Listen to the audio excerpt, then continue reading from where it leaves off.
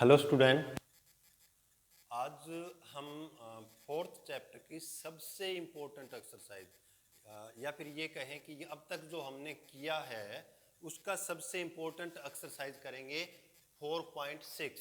और जो अपने टॉपिक है वो ये है कि solution of linear equation by matrix method. तो ये वेरी सिंपल एक्सरसाइज है और यहाँ 100% 6 नंबर का एक क्वेश्चन आता है। ऐसा कुछ भी नहीं है कि ये 6 नंबर हमारे कट जाएं, एक भी मार्क्स कट जाए, कुछ भी नहीं है। जैसे हमने इक्वेशन सोल्व की थी 10th के अंदर, तो उससे भी आसान है ये। तो देखते हैं किस तरह का। तो अगर 10th की तरफ थोड़ा सा जाते हैं तो क्या था कि हमने ये देखा था कि कंसिस्टेंट सिस्टम और इनकंसिस्टेंट सिस्टम। कंसिस्टेंट में क्या था कि जब क्या था यूनिक सॉल्यूशन या मैनी सॉल्यूशन था, तो उसको क्या बोला गया, कंसिस्टेंट। और इनकंसिस्टेंट का मतलब नो सॉल्यूशन था, तब बोला गया इनकंसिस्टेंट। और नो सॉल्यूशन में क्या था कि जो 2 या 3 अपने पास इक्वेशन होती है उनके ग्राफ क्या होते हैं, ग्राफिकल से करें तो उनके ग्राफ क्या चलते हैं, पैरेलल चलते हैं। और सॉल्यूशन से मतलब क्या होता है, जब किसी भी इक्वेशन के ग्राफ जिस पॉइंट पे काटते हैं वो क्या होता है, सॉल्यूशन पॉइंट। तो इनकंसिस्टेंट का मतलब होता है जब नो सॉल्यूशन हो। नो सॉल्यूशन से मतलब जब ग्राफ हो दोनों के पैरेलल हो।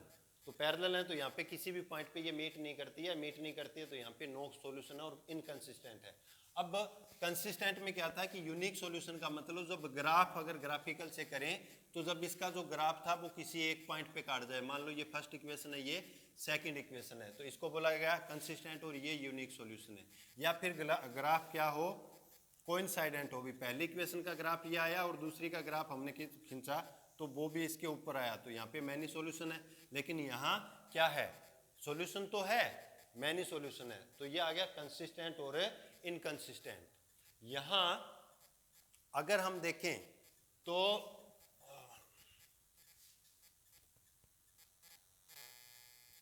अगर 10th वाले थोड़े से सिस्टम को और रिकॉल करते हैं हम, तो क्या था कि पहला तो था आपका जब a1 बाय a2 इक्वल ना आए b1 बाय b2 के। जैसे अपने पास इक्वेशन थी a1x plus b1y plus c1 is equal to 0, और यहाँ a2x plus b2y plus c2 is equal to 0, इस तरह की इक्वेशन थी। अगर a1 by a2 not equal to 0 आता है तो sorry a1 by a2 is not equal to b1 by b2 की आता है, तो यहाँ पे क्या होता है, यूनिक सॉल्यूशन होता है, यूनिक सॉल्यूशन होता है। और जो ग्राफ होते हैं वो क्या होते हैं, इंटरसेक्टिंग होती है। फर्स्ट जब आया था अपना a1 बाय a2 बराबर आ जाता है b1 बाय b2 के, तो इसको निकालना जरूरी होता है। तो इक्वल मान लो ये आ जाता है, इक्वल आ गया दोनों, तो यहाँ पे क्या होते हैं, मैनी सॉल्यूशन होते हैं, मैनी सॉल्यूशन होते हैं। और ग्राफ क्या होता है इसका, कोइंसाइडेंट होता है। कोइंसाइडेंट का मतलब दोनों जो ग्राफ होते हैं वो एक दूसरे के ऊपर आते हैं, और यहाँ जो ग्राफ होता है वो क्या होता है, इंटरसेक्टिंग लाइन होता है। और थर्ड जो था वो क्या था अपना कि a1 बाय a2 इक्वल आ जाए b1 बाय b2 के, बट नॉट इक्वल आए c1 बाय c2 के, तो यहाँ क्या होता है, नो सॉल्यूशन होता है। और अगर ग्राफिकल से देखें तो इनके ग्राफ क्या होते हैं, पैरेलल, एक बार वही लाइन। तो अब आते हैं हम +2 में, मैट्रिक्स मेथड से देते हैं इसको। तो मैट्रिक्स मेथड में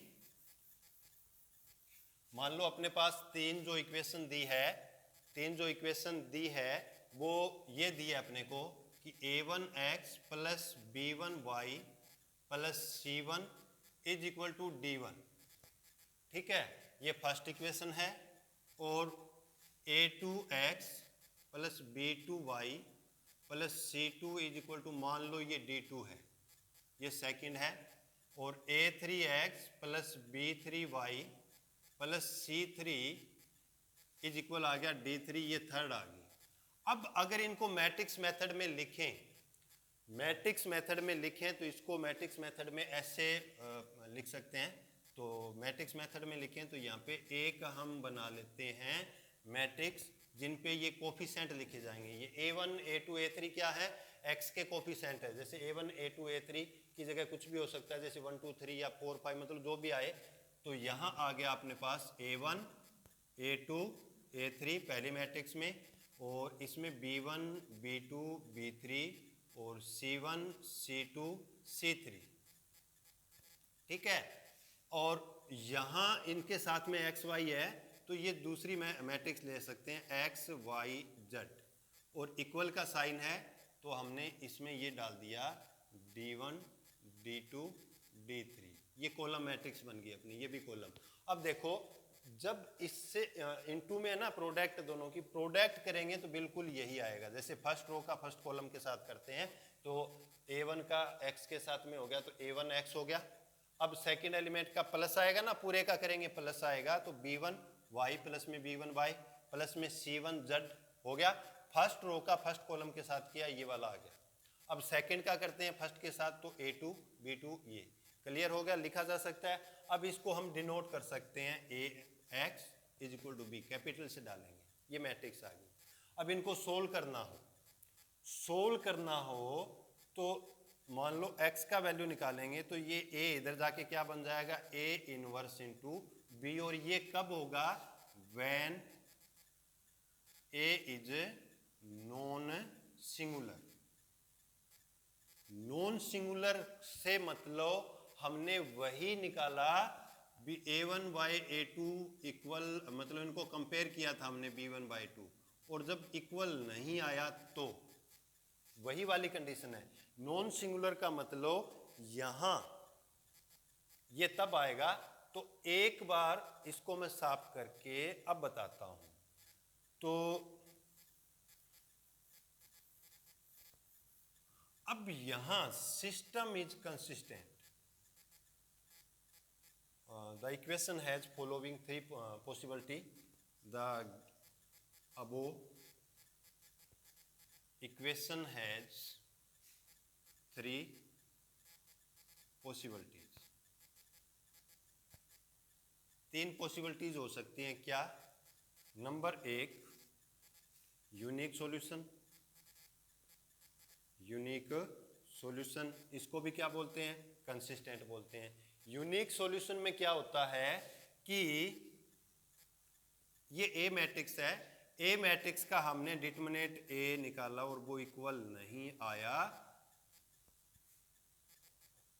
जीरो के इक्वल नहीं है, डिटरमिनेंट जीरो नहीं है, तो यहाँ पे इसका क्या आएगा unique solution, and x is equal to क्या आ जाएगा A इनवर्स B। हमने इसको कंपेयर किया ना, नीचे लिखा था हमने, क्या हो गया AX is equal to B बन गया। तो AX is equal to B बना तो x का वैल्यू, x का मतलब इस मैट्रिक्स का वैल्यू किसके इक्वल आएगा A इनवर्स B, और हमने A इनवर्स निकाला था। A इनवर्स क्या होता है 1 में determinant A into adjoint A। Clear है जी। अब दूसरा सेकंड, व्हेन डिटरमिनेंट A, यानी कि when determinant A is equal to 0, जब डिटरमिनेंट A इक्वल आ जाए आपका 0 के, तो जब व्हेन डिटरमिनेंट A इक्वल 0 आए, देन there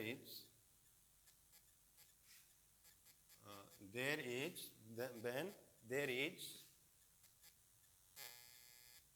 तो व्हेन डिटरमिनेंट A 0 हो, यानी कि इसको हम ले सकते हैं कि व्हेन डिटरमिनेंट A इक्वल आ जाए 0, तो then there are two possibilities, then there are two possibilities, यानी कि जब हमने निकाला था, देखो 10th वाला याद करें कि जब A1 बाई A2 इक्वल आ जाए B1 बाई B2 के, तो यहाँ पे दो पॉसिबिलिटी थी, यानी कि नो सॉल्यूशन भी था और मैनी सॉल्यूशन था। नो सॉल्यूशन था और मैनी सॉल्यूशन था, तो बिल्कुल यही कंडीशन यहाँ आती है कि डिटरमिनेंट A जब 0 आ जाता है तो आपका नो सॉल्यूशन भी हो सकता है और मैनी सॉल्यूशन भी हो सकता है। इसके लिए हम क्या निकालेंगे एडजॉइंट, और देखो एडजॉइंट तो यहाँ भी निकालना पड़ता है, हमें A इनवर्स निकालते हैं तो एडजॉइंट तो यहाँ भी निकालना होता है। तो देन नंबर एक, इफ A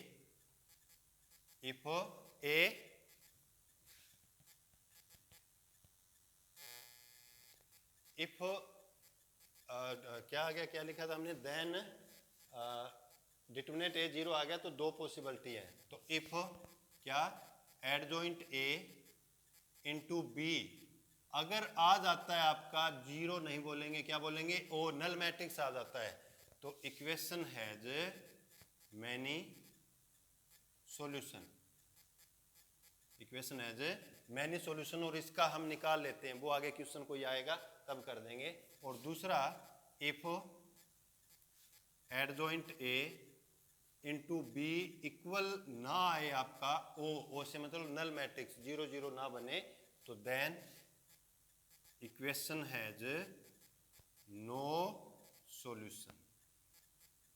क्लियर है जी? देखो एक बार फिर से कि 3 पॉसिबिलिटीज है। सबसे पहले हम कोई भी ऐसे लिखने के बाद में हमने ये लिख दिया, यानी कि ये लिखने के बाद एक बार थोड़ा सा और देख लेते हैं, ए इंप्लाइज का साइन डाल के लिख दिया A X is equal to B, तो यहाँ पे 3 पॉसिबिलिटीज है, 2 पॉसिबिलिटी है, तो नंबर केस फर्स्ट ले लेंगे। Case first if determinant A is equal to is not equal to 0 आए, तो इक्वेशन हैज क्या, equation has unique solution, unique solution. Equation का सॉल्यूशन क्या होता है, यूनिक होता है, और यहाँ सॉल्यूशन क्या हो जाएगा, ए एक्स का वैल्यू निकालेंगे तो क्या हो जाएगा, X is equal to A inverse into B. दूसरे केस में व्हेन, केस 2 सेकंड ले लें, case second when determinant A 0 आ जाए, तो हम निकाल के देखेंगे एडजॉइंट, एडजॉइंट यहाँ भी निकलेगा एडजॉइंट ए इंटू बी। अगर आपका नल मैट्रिक्स आता है, नल मैट्रिक्स आता है तो इक्वेशन के क्या होंगे, मैनी सॉल्यूशन होंगे, और वो हम निकाल लेंगे, कोई क्वेश्चन आएगा तब। और adjoint A into B not equal to O का मतलब नल मैट्रिक्स नहीं आता, तो इक्वेशन हैज नो सॉल्यूशन, कोई सॉल्यूशन नहीं होता, क्वेश्चन को वहीं क्लोज कर देंगे। अभी देखते हैं हम क्वेश्चन। तो फर्स्ट क्वेश्चन है अपना 4.6 का, ये लीनियर इक्वेशन है, 2 वेरिएबल की है, तो यहाँ इक्वेशन कैन बी, अब मैट्रिक्स मेथड में लिख लेंगे, equation can be written as in matrix method. क्या फर्स्ट में क्या ले लिया 1 2 2 3 इंटू सेकेंड में क्या ले लिया एक्स वाई, और इसमें क्या ले लिया, ये बी बन जाएगी 2 3, तो इम्प्लाइज का साइन डाल के क्या लिखेंगे, A X is equal to B. अब हमें ये डिसाइड करना है कि इसका यूनिक सॉल्यूशन है, मैनी सॉल्यूशन है या नो सॉल्यूशन है, तो हम निकालेंगे नाउ। पहले देखें सही, डिटरमिनेंट ए निकाला, डिटरमिनेंट ए निकालते हैं तो क्या हो जाएगा इसका, डिटरमिनेंट ऑफ 1 2 2 3 क्या आ गया 3 माइनस 4 क्या आ गया -1, नॉट इक्वल टू क्या आया 0, 0 नहीं आया तो इक्वेशन के कौन से सॉल्यूशन है, therefore equation has a unique solution. Unique solution है, यूनिक सॉल्यूशन है तो x का वैल्यू क्या होता है, x का वैल्यू होता है a inverse, x is equal to होता है a इनवर्स b। तो हम निकालते हैं अभी a इनवर्स, a इनवर्स के लिए कोफैक्टर निकालेंगे, तो a11 क्या आ जाएगा, इसका 1 और 1 2 पॉजिटिव हुआ तो ये हो गया 3, a12 देखो 2 क्रॉस 2 का हम सीधा निकाल सकते हैं, इसका निकाल देंगे 2 और 1 3, तो इसका साइन चेंज हो जाएगा क्या -2, a21 इसका भी साइन चेंज हो जाए, इसका निकालते हैं तो क्या हो गया -2, और a23 इसका निकालेंगे 2 2 सॉरी 2 तो ये आ जाएगा 1।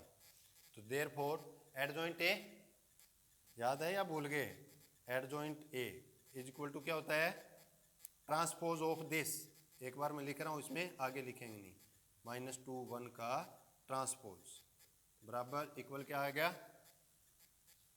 3 -2 -2 1, ठीक है जी। तो नाउ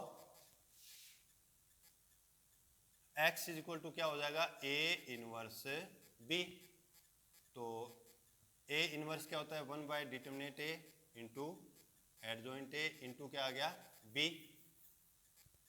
तो 1 बाय डिटरमिनेंट a कितना आया था -1 इंटू एडजॉइंट a कितना आया है अपना 3 -2 1 3 -2 इसका निकाला -2 इसका निकाला -2 इंटू बी, एडजॉइंट ए निकाल दिया हमने, इंटू बी क्या है अपने पास में, बी जो मैट्रिक्स है ये वाली है 2 3, देखो इसका प्रोडक्ट बाद में कर देंगे, ये -1 पड़ा है ठीक है, पहले फर्स्ट रो इसका करेंगे, 2 3 6 माइनस 6, ठीक। फर्स्ट रो ये हो गया, सेकंड का करेंगे माइनस 2 दूनी 4 प्लस का 3, तो 6 माइनस 6 क्या आ गया, माइनस का 0। किसका वैल्यू है ये, एक्स वाई का है, तो ये आ गया, माइनस करेंगे तो ये 6 माइनस 6 0, और माइनस 4 माइनस का 1 और बाहर माइनस है तो क्या हो गया, प्लस का 1। कंपेयर करेंगे तो क्या आ गया, एक्स 0 आ गया और वाई 1 आ गया। ठीक है जी, एक्स 0 वाई 1। होप क्लियर हुआ होगा, नहीं होता है तो मैसेज कर दें, बता दें, करवा देंगे। ठीक है, ये आप कर सकते हो question number first second third. अब एक बाकी के क्वेश्चन नेक्स्ट वीडियो में। ओके।